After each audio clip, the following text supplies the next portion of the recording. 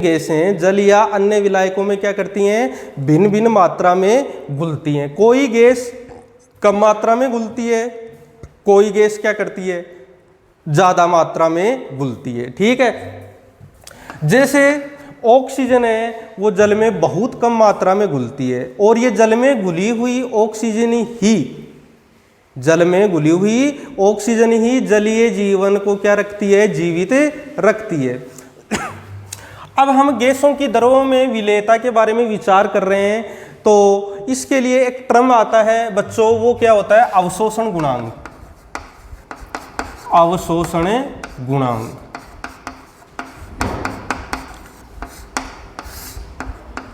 बच्चों गैसों की द्रव्य में विलेयता को हम अवशोषण गुणांक के द्वारा क्या कर सकते हैं, समझ सकते हैं।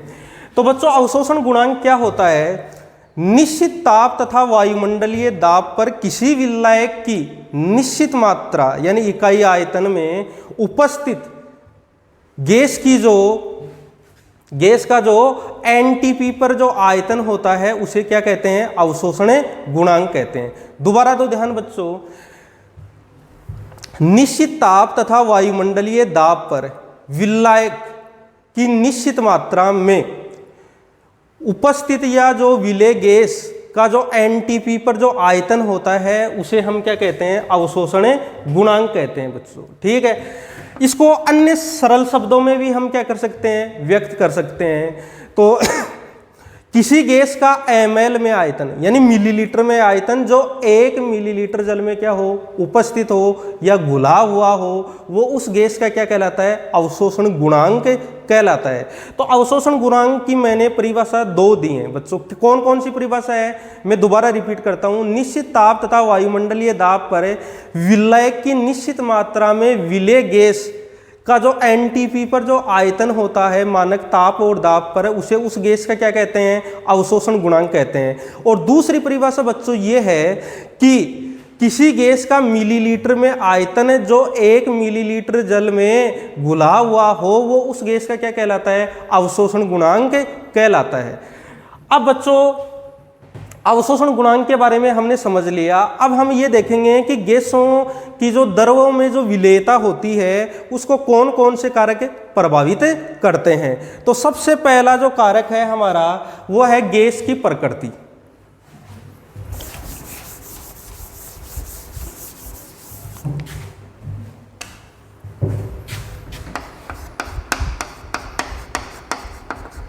गैस की प्रकृति।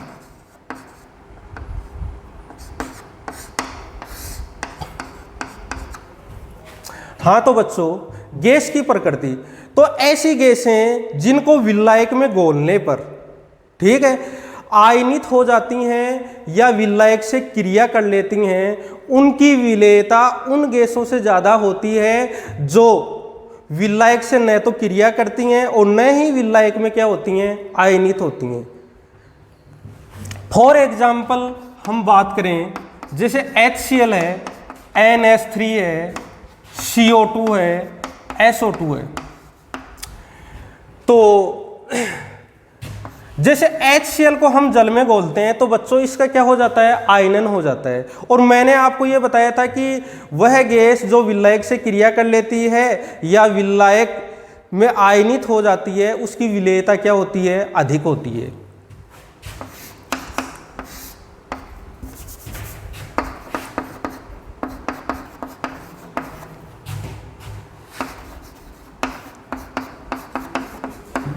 तो ये देखिए बच्चों, HCl गैस को जल में घोलने पर इसका क्या हो जाता है, आयनन हो जाता है और हाइड्रोनियम आयन और क्लोराइड आयन बनते हैं। तो इसकी विलेयता क्या होगी, अधिक होगी।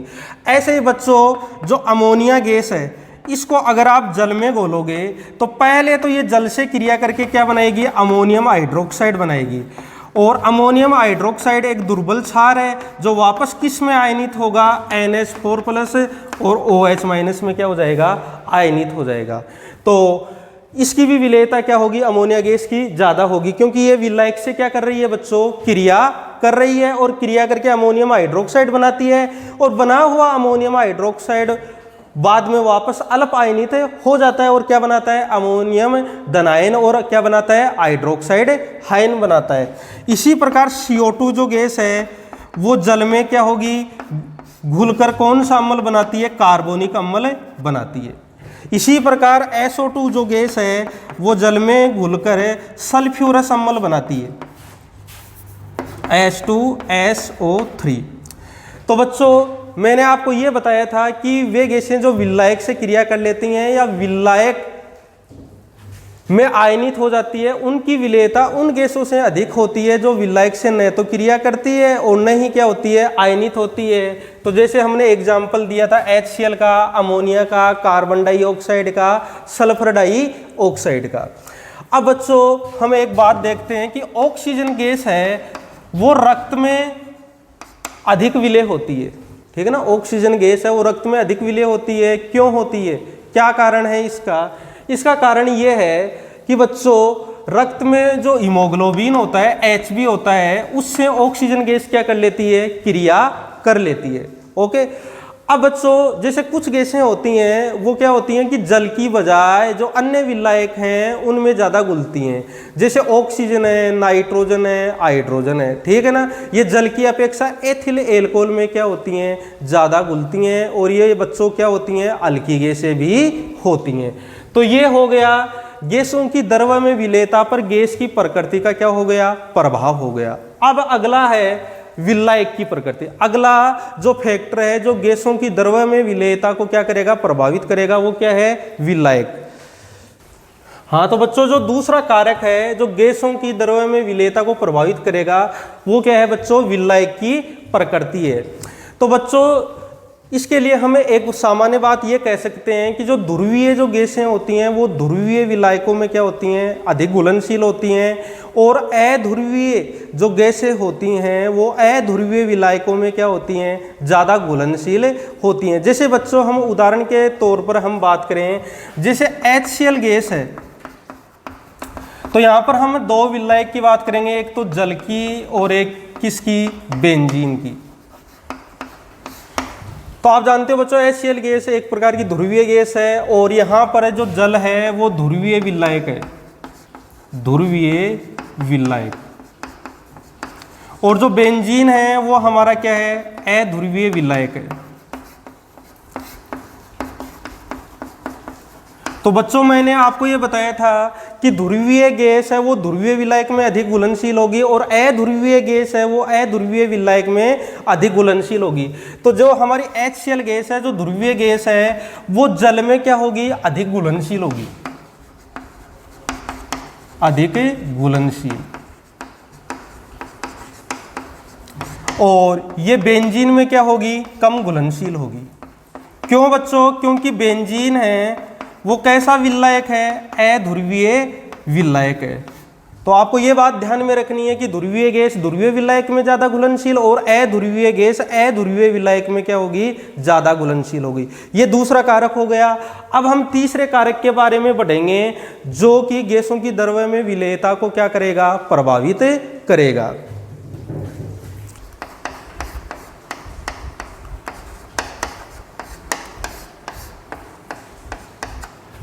बच्चों जो तीसरा जो कारक है जो गैसों की द्रव्य में विलेयता को प्रभावित करेगा वो क्या है, ताप है।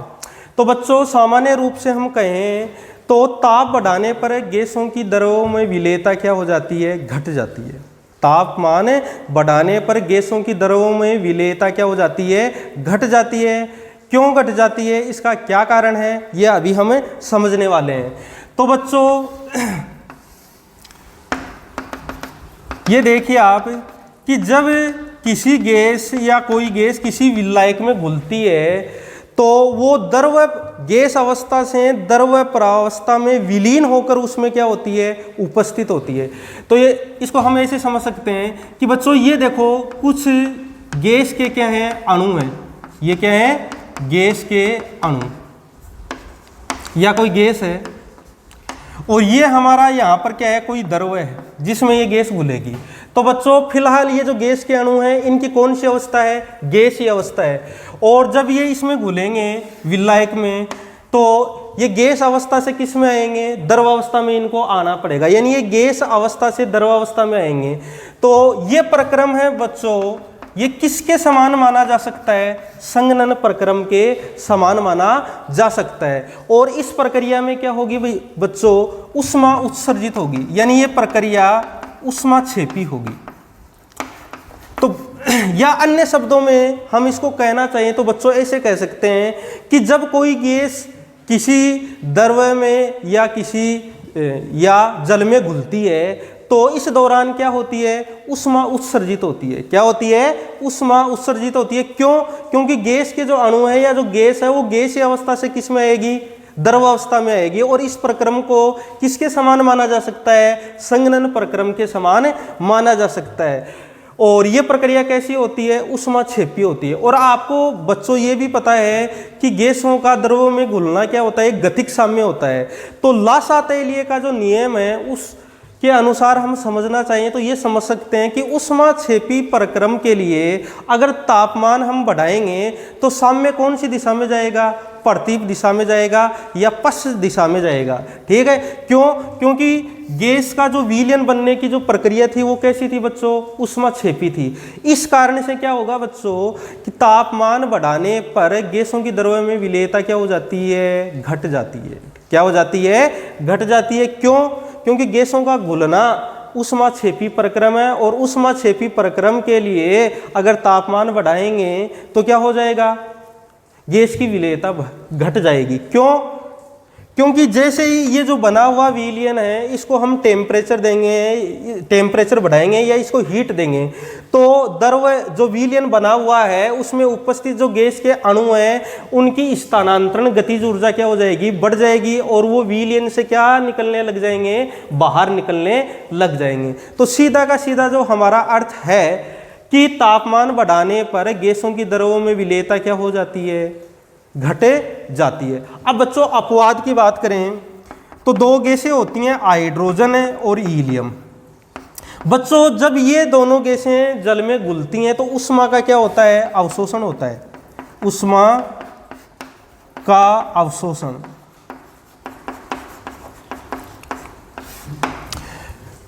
अब ऊष्मा का अवशोषण होता है तो तापमान बढ़ाने पर इन गैसों की विलेयता क्या हो जाएगी, बढ़ जाएगी। क्यों, क्योंकि इन गैसों का द्रव्य में घुलना कैसा प्रक्रम है, ऊष्मा शोषी प्रक्रम है। तो तापमान बढ़ाने पर इन गैसों की विलेयता क्या हो जाएगी, बढ़ जाएगी। इनके अलावा जो और अन्य गैसें जब किसी द्रव्य में घुलेंगी तो वो प्रक्रम कैसा होता है, ऊष्माक्षेपी होता है। तो वहां पर तापमान बढ़ाने पर विलेयता गैसों की क्या हो जाएगी, घट जाएगी।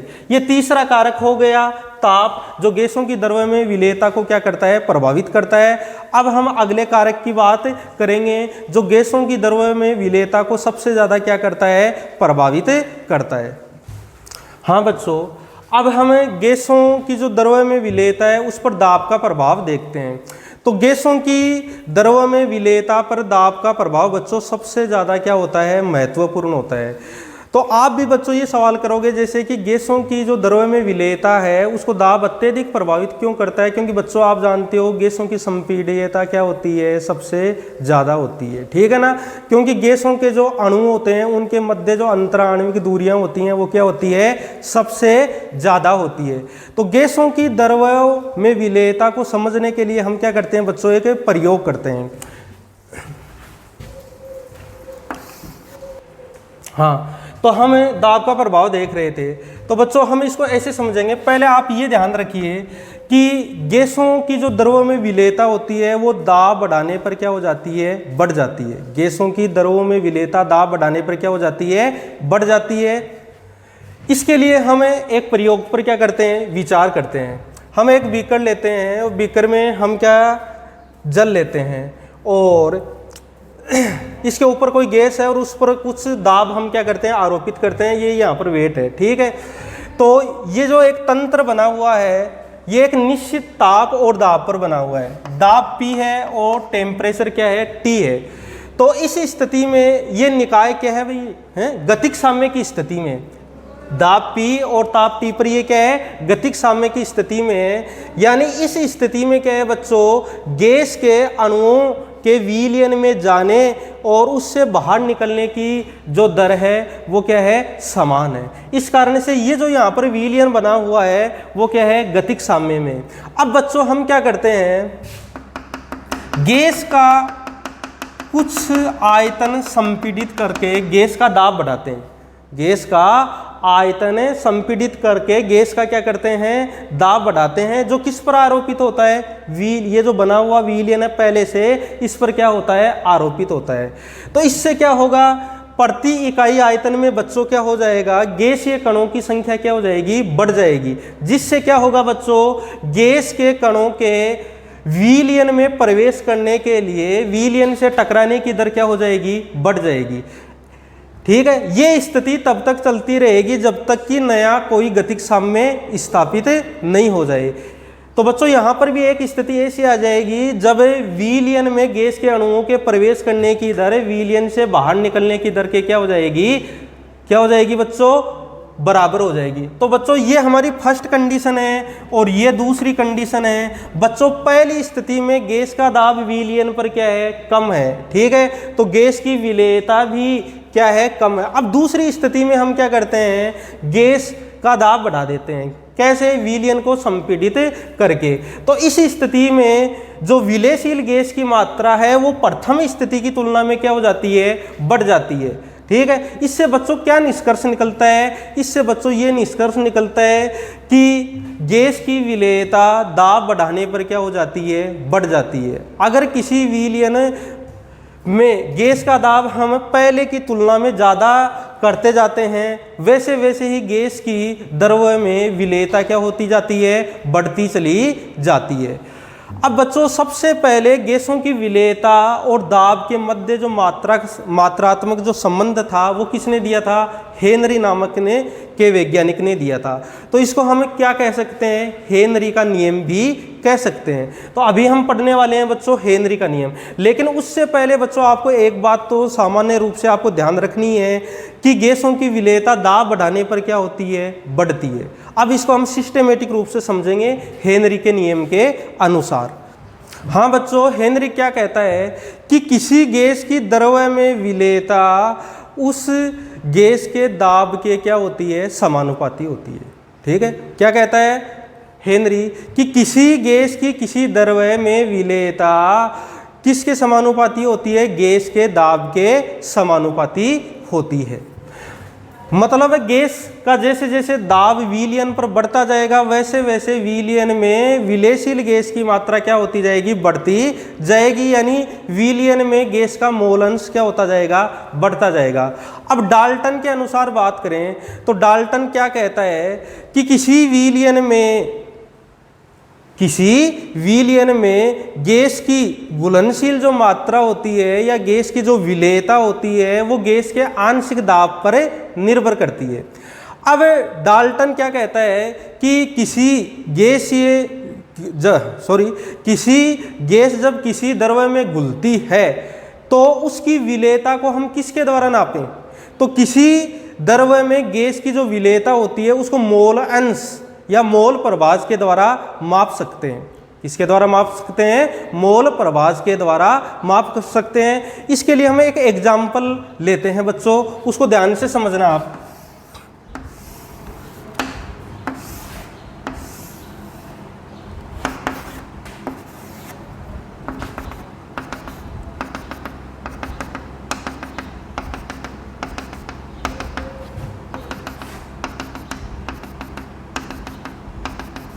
पहली स्थिति में क्या है कि ये गैस है और गैस का दाब जैसे हम मान लेते हैं कुछ भी कल्पनात्मक है, जैसे 1 एटमॉस्फेयर है। और इस स्थिति में जब गैस इस द्रव्य विलायक में घुलेगी तो इस द्रव्य विलायक में मान लीजिए गैस का मोल अंश कितना है, 0.2 है। ठीक है, अब दूसरी स्थिति के बारे में हम चर्चा करते हैं। माना कि दूसरी स्थिति में हम क्या करते हैं, गैस का दाब बढ़ा देते हैं, ये 1 से 1.5 एटमॉस्फेयर कर देते हैं। तो इस स्थिति में क्या होगा कि जो पहली स्थिति में 1 एटमॉस्फेयर जब गैस का दाब था तब विलियन में गैस का जो मोल भिन्न था या जो मोल अंश था वो कितना था, 0.2 था। अब बच्चों हमने दाब बढ़ा दिया गैस का, तो जो बना हुआ जो विलियन है उसमें गैस का मोल अंश भी बढ़ जाएगा। फॉर एग्जाम्पल हम कितना मान लें, जैसे 0.3। तो बच्चों यहाँ पर देखो निष्कर्ष निकालो आप कि जब एक एटमॉस्फेयर दाब था तो विलियन में उपस्थित गैस का मोल अंश कितना था, 0.2।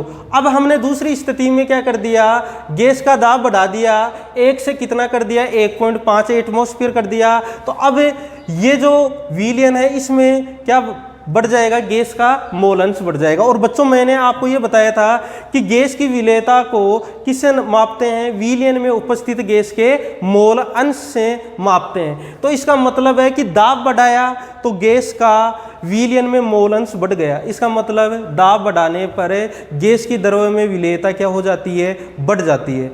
अब इस बात को हमें थोड़ा सिस्टेमेटिक रूप से कहना चाहते हैं। तो सिस्टेमेटिक रूप से हम क्या कहना चाहते हैं कि किसी विलियन में गैस की विलेयता, किसी विलियन में गैस की विलेयता गैस के दाब पर क्या करती है, निर्भर करती है, या गैस के दाब के क्या होती है, समानुपाती होती है। दोबारा बात करें, किसी विलियन में उपस्थित गैस की जो घुलनशील मात्रा होती है वो गैस के द्वारा विलियन पर लगाए गए दाब के क्या होती है, समानुपाती होती है। और बच्चों मैंने आपको ये बताया था कि जो द्रव्य विलियन है उसमें गैस की विलेयता को किससे व्यक्त किया जाता है, मोल अंश से। यानी जैसे जैसे जो विलियन बनाया उस पर गैस का जो दाब बढ़ेगा वैसे वैसे विलियन में गैस का मोल अंश क्या होता जाएगा, बढ़ता जाएगा। एक और तरीका है इसको शो करने का, इसको हम ऐसे भी कह सकते हैं कि किसी गैस का वाष्पावस्था में आंशिक दाब जो P होता है वो विलियन में उपस्थित गैस के मोल अंश के क्या होता है, समानुपाती होता है। अब इसको हम कैसे व्यक्त करें, ये देखो बच्चों, ये गैस का क्या है, मोल अंश है जो किस में उपस्थित होगा, द्रवीय विलियन में क्या होगा, उपस्थित होगा। और ये गैस का क्या है, दाब है, ठीक है, जो विलियन पर क्या है, आरोपित है। तो बच्चों जैसे जैसे गैस का दाब बढ़ेगा वैसे वैसे विलियन में गैस का मोल अंश क्या होता जाएगा, बढ़ता जाएगा। या हम उल्टे तौर पर भी हम कह सकते हैं कि अगर किसी विलियन में गैस का ज़्यादा मोल अंश उपस्थित है तो इसका मतलब ये भी है कि जो विलियन है उस पर गैस का ज़्यादा दाब क्या है, आरोपित है। मतलब सीधे सीधे शब्दों में हम ये कहें तो गैस की जो विलेयता है जो कि मोल अंश के रूप में व्यक्त की जाती है वो गैस के द्वारा विलियन पर लगाए गए दाब के क्या होती है, समानुपाती होती है।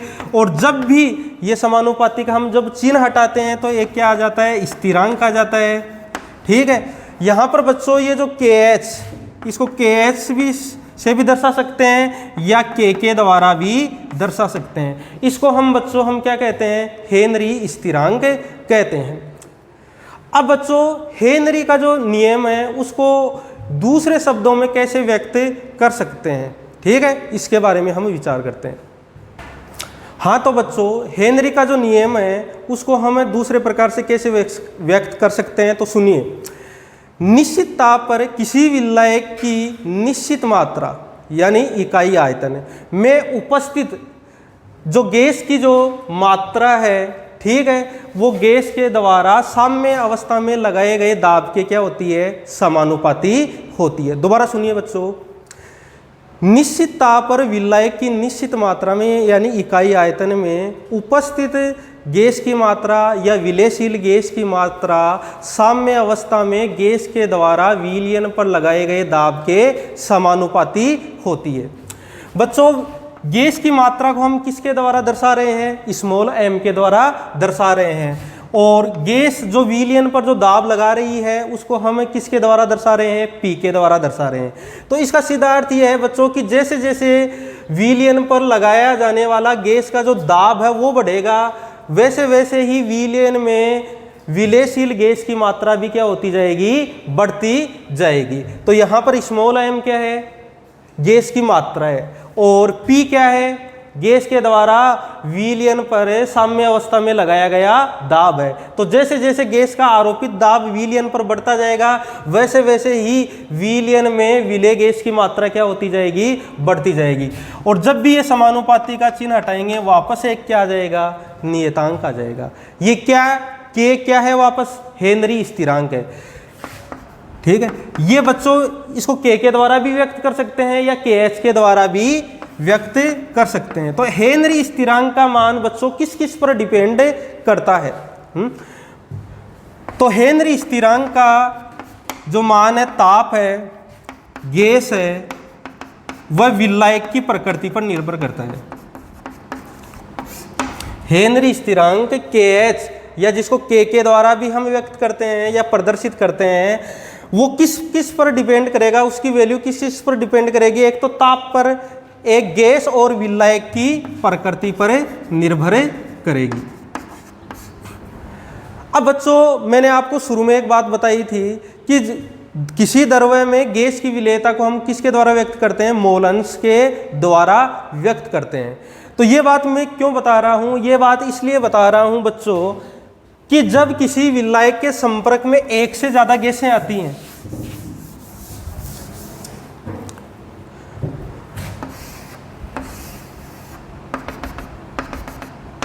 इस विलायक के संपर्क में दो गैसें आ रही हैं,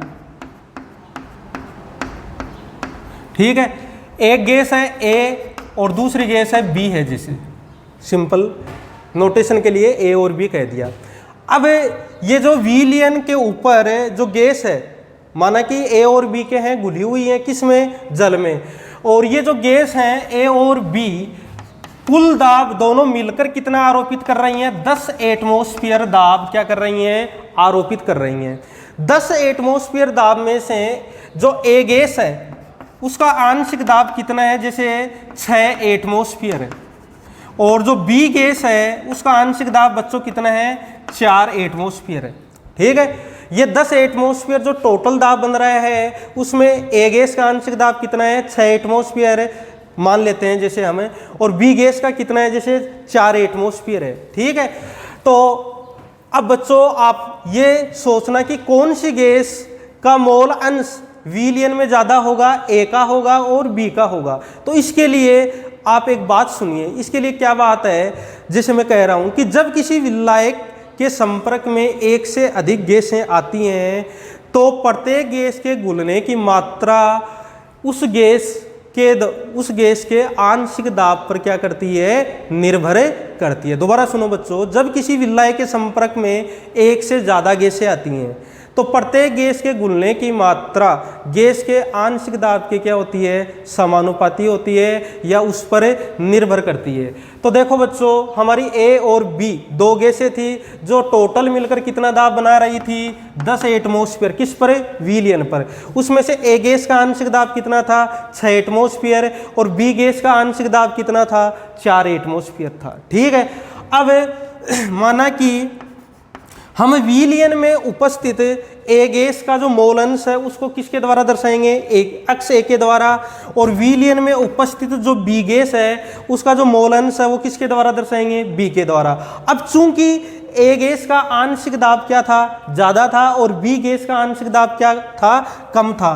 तो ए गैस का जो मोल अंश है या जो मोल प्रभाज है वो बी गैस के मोल अंश या मोल प्रभाज से ज़्यादा होगा। किस में? विलयन में। इसका मतलब सीधा सीधा ये निकलता है कि ए गैस की विलेयशील मात्रा विलयन में बी गैस से क्या है? ज़्यादा है। क्यों है बच्चों? क्योंकि ए गैस का आंशिक दाब क्या है? ज़्यादा है। इसको बच्चों हम ऐसे भी शो कर सकते हैं, अक्स क्या है यहाँ पर? गैस का मोल अंश है जो कि विलयन में उपस्थित है। ये किसके समानुपाती होगा?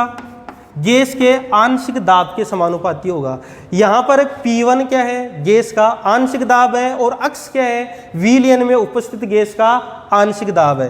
तो यहाँ पर ये चिन्ह हटाएंगे तो यहाँ पर क्या आएगा? नियतांक आएगा K1 P1, और K1 का मान हम ज्ञात करना चाहिए तो क्या जाएगा? अक्स बट्टा K1 आ जाएगा। तो सीधे शब्दों में हम कहें बच्चों कि जब किसी विलायक के संपर्क में एक से अधिक गैसें आती हैं तो प्रत्येक गैस के घुलने की मात्रा उसके आंशिक दाब पर क्या करती है? निर्भर करती है। टोटल दाब में से जो गैस आंशिक दाब के रूप में ज़्यादा हिस्सा बनाएगी वो क्या होगी? विलयन में ज़्यादा मात्रा में घुल जाएगी। ये इसका क्या होता है? अर्थ होता है। अब आगे हम बात करते हैं।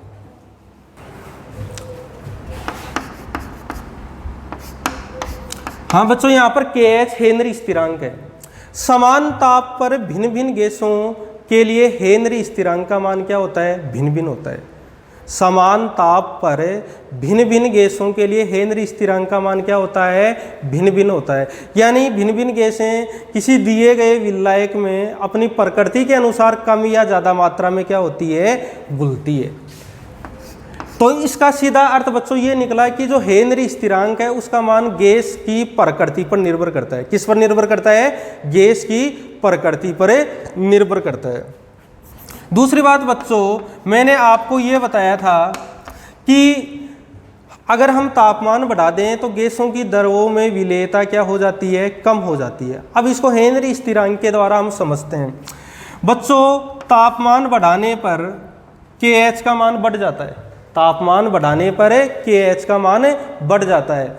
और सबसे पहले आपको ये ध्यान में रखना होगा कि KH जितना ज़्यादा होगा उतनी ही गैस की द्रव्य में विलेयता क्या हो जाएगी?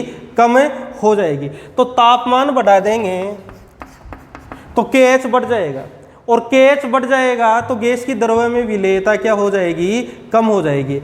अब हम एक एग्जाम्पल लेते हैं बच्चों कि जैसे ऑक्सीजन और नाइट्रोजन गैस हैं, और इनके लिए बच्चों क्या होता है कि तापमान बढ़ाने पर KH का मान बढ़ जाता है, और जैसे ही KH का मान बढ़ेगा गैस की विलेयता है वो द्रव्य में क्या हो जाएगी? कम हो जाएगी। तो यहाँ पर हम एक बात समझ सकते हैं कि जो जलीय जीवन है या जो जलीय जीव हैं उनके लिए ठंडे जल में रहना ज़्यादा अच्छा रहेगा या गर्म जल में ज़्यादा अच्छा रहेगा।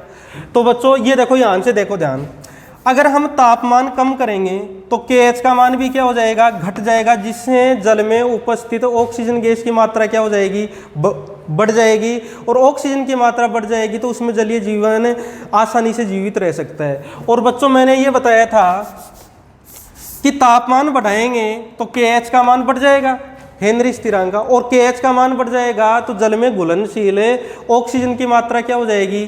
कम हो जाएगी। मतलब सीधा सीधा हम ये कह सकते हैं कि एक तो हमारे पास ठंडा जल है और एक गर्म जल है, किसमें विलेयशील ऑक्सीजन की मात्रा ज़्यादा होती है? तो बच्चों ठंडे जल में ज़्यादा होती है। और जैसे ही हम जल को हम गर्म करेंगे तो KH का मान बढ़ेगा, जिससे क्या होगी? जो विलेयशील जो गैस है जो विलयन में उपस्थित है वो क्या हो जाएगी? उससे अलग होने लग जाएगी। तो सीधा हम समझ सकते हैं कि जलीय जो स्पीसीज हैं उनके लिए गर्म जल की बजाय ठंडे जल में रहना क्या होता है? ज़्यादा अच्छा होता है। ठीक है। ताप पर किसी विलयन में उपस्थित गैस का जो आयतन होता है, ठीक है, वो किससे अप्रभावित होता है? दाब से अप्रभावित होता है। किसी निश्चित ताप पर विलयन में उपस्थित जो गैस का जो आयतन होता है वो दाब से क्या होता है? अप्रभावित होता है। माना कि T ताप पर कैपिटल M अणुभार वाली स्मॉल m ग्राम गैस जिसका आयतन V है वो विलायक के निश्चित आयतन में क्या है? विलेय है। ठीक है। माना कि T ताप पर कैपिटल M अणुभार वाली स्मॉल m ग्राम गैस जिसका आयतन V है विलायक के निश्चित आयतन में क्या है? विलेय है। तो देखिए गैस समीकरण होता है PV बराबर nRT। ठीक है ना, ये समीकरण है हमारा गैस समीकरण। बच्चों यहाँ पर स्मॉल n क्या है? गैस के मोलों की संख्या है, R गैस स्थिरांक है, T परम ताप है, P दाब है और V क्या है? आयतन है। हम मोलों की संख्या है उसको कैसे लिख सकते हैं? स्मॉल m बट्टा कैपिटल M। तो ये जो स्मॉल n की वैल्यू है इसको यहाँ पर हम क्या करते हैं बच्चों? पुटअप करते हैं। PV बराबर स्मॉल m बट्टा कैपिटल M RT। ठीक है। अब V बराबर